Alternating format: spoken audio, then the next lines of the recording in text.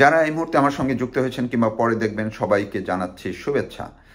আমি যে বিষয়টি নিয়ে এখন কথা বলবো সেটি হচ্ছে, আপনাদের মনে হয়তো আছে গত 4-5 দিন আগে বাংলাদেশের বিভিন্ন গণমাধ্যমে বেশ ফলাও করে একটি খবর ছাপা হয়েছে। সেটি হচ্ছে যে ভারতের শিলিগুড়ি কিংবা চিকেন নেক করিডোরের কাছে যে সামরিক তাদের ঘাঁটি আছে ইন্ডিয়ার, সেই ঘাঁটিতে বড় আকারের যুদ্ধ সরঞ্জামাদি মজুত করা হয়েছে, মোতায়েন করা হয়েছে। একই সঙ্গে সেনাবাহিনীরও শক্তি সেখানে বাড়ানো হয়েছে। তো সেখানে এই ভারী সরঞ্জামাদির মধ্যে কি সবচেয়ে বেশি ফলাও করা হয়েছে যে রাফালে যুদ্ধ বিমান।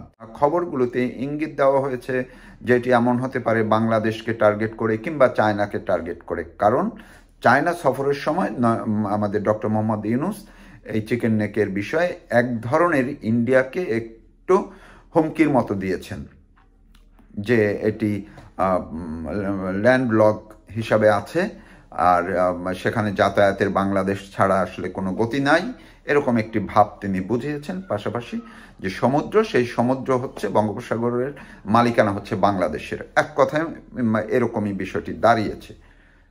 তো এরপরে যখন বিমস্টেক সম্মেলন উপলক্ষে থাইল্যান্ডে নরেন্দ্র মোদী এবং ডক্টর মোহাম্মদ ইউনূসের যেদিন বৈঠক, সেই দিনই কিন্তু এই খবর ছাপা হয়।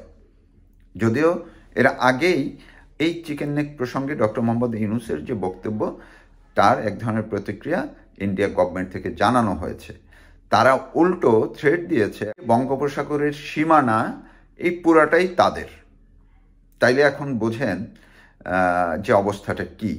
সেইখানে আমাদের মিডিয়া থেকে এমনভাবে প্রকাশ করা হলো ডক্টর মোহাম্মদ ইউনূসের হুমকি স্বরূপ উক্তি বা বক্তব্য, সেটিতে ভারত সরকার রীতিমতো থরকম্প হয়ে তারা তড়িঘড়ি করে এই চিকেন নেকের তাদের ঘাঁটিতে যুদ্ধ সরঞ্জামাদি বা ভারী সরঞ্জামাদি মোতায়েন করেছে।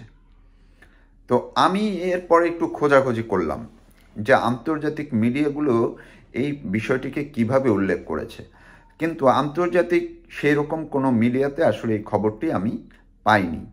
আর ইন্ডিয়ায়ও খুঁজতে খুঁজতে আমি ইন্ডিয়া টুডেতে পেয়েছি। এরপরে আমি ভারতের কয়েকজন সাংবাদিকের সঙ্গে একটু কথা বলার চেষ্টা করলাম এবং বলেছি তাদের কাছ থেকে আমি জানার চেষ্টা করেছি যে আসলে ঘটনাটি কি।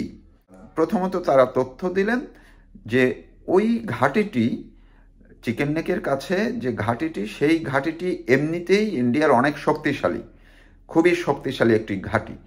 সেইটা বরাবরই রুটিন মাফিক তারা বিভিন্ন ধরনের মহড়া টাইপের কিছু দিয়ে থাকে, যেমন বাংলাদেশ সেনাবাহিনীতে অনেক ধরনের শীতকালীন মহড়া হয়, বিভিন্ন সময় মহড়া হয় না, তো সেই রকম।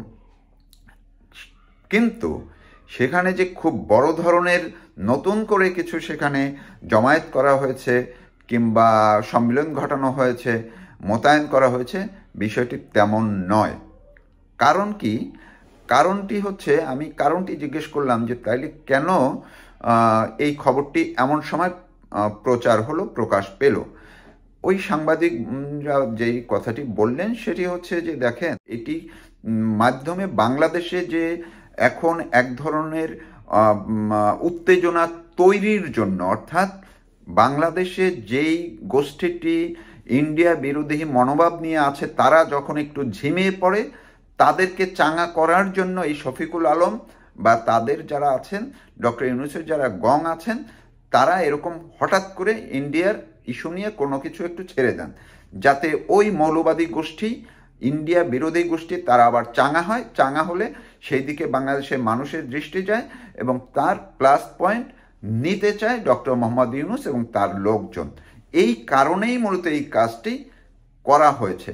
এখন সত্যি সত্যি যদি ইন্ডিয়া বাংলাদেশের কে টার্গেট করে রাফালে বিমান সেট করে থাকে কিংবা আরও ভারী অস্ত্রশস্ত্র সেখানে মজুত করে থাকে, তাইলে সেইখানে বাংলাদেশের অবস্থা কি? চিকেন নেকে কি দেখা যায়? সেইখানে বাংলাদেশের সাংবাদিকরা যে দেখেছেন রাফালে বিমান উঠছে, সেটি বাংলাদেশ থেকে কি দেখা গিয়েছে? বাংলাদেশ থেকে কি দেখেছে?